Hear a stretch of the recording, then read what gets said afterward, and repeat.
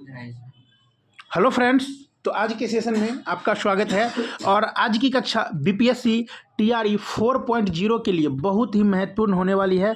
और आज की कक्षा से एक अंक आपके सीधे सीधे बीपीएससी एग्जाम में पूछे जा सकते हैं, इसीलिए आप लोग इसको अच्छे से देख लेंगे। ये सभी पूछे हुए प्रश्न हैं, विगत कई वर्षों में जो पूछे हुए प्रश्न हैं केवल उन्हीं को कराया जा रहा है। पहला है, प्राचीन पुरातात्विक स्थल कालीबंगन है तो राजस्थान राज्य में। प्रथम मानव जीवाश्म भारत में प्राप्त हुआ था तो नर्मदा घाटी से। कहाँ से? नर्मदा घाटी से। भारत की प्राचीनतम संस्कृति है पुरापाषाणिक संस्कृति। भारत में विश्व विख्यात शैल चित्रकला स्थल स्थित है। कहाँ पर स्थित है? तो भीमबेटका में। प्रथम मनके बनाने के कारखाना या निर्माण का प्रमाण प्राप्त होता है। कहाँ से? तो पाटने से।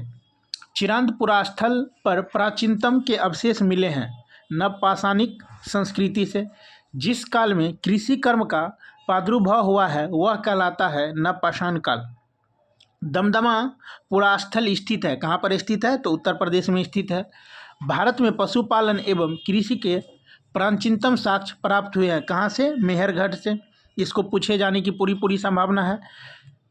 कैल्कोलिथिक युग कहा जाता है ताम्रपाषाण युग को, यानी कि कॉपर एज को कैल्कोलिथिक युग कहा जाता है ताम्रपाषाण युग को। चलिए थोड़ी सी क्वेश्चन और है, देख लेते हैं। इस समय मोहनजोदड़ो है कहाँ पर? वर्तमान पाकिस्तान में है। मोहनजोदड़ो जो है अभी वर्तमान पाकिस्तान में है। हड़प्पा का उत्खनन किया गया था 1921 ईस्वी में। हड़प्पा का उत्खनन किया गया था 1921 ईस्वी में। पाक सैंधव काल के पुरास्थल से हल द्वारा जुताई के प्रमाण प्राप्त हुए हैं कालीबंगा से। हड़प्पीय संस्कृति सैंधव संस्कृति के उपकरण निर्मित थे तांबा और कांसा से। आईआईटी खड़गपुर के अध्ययन दल की रिपोर्ट के अनुसार लगातार वर्षों तक न के बराबर वर्षा होने सिंधु घाटी की सभ्यता का पतन का कारण रहा है। तो लगभग कितने वर्षों तक बारिश नहीं हुई थी जिससे सिंधु घाटी का पतन हुआ? तो लगभग 900 वर्ष तक। सिंधु घाटी सभ्यता का सबसे महत्वपूर्ण विशेषता है नगर नियोजन।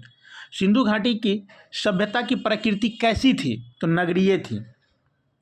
वह हड़प्पाकालीन स्थल जहाँ से हल्का टेराकोटा प्राप्त हुआ है, बनावली से प्राप्त हुआ है। हड़प्पा और मोहनजोदड़ो के उत्खनन से संबंधित थे। कौन सब संबंधित थे? ऐसे ही क्वेश्चन आपको दिए जाते हैं एग्जाम में, अच्छे से देखें।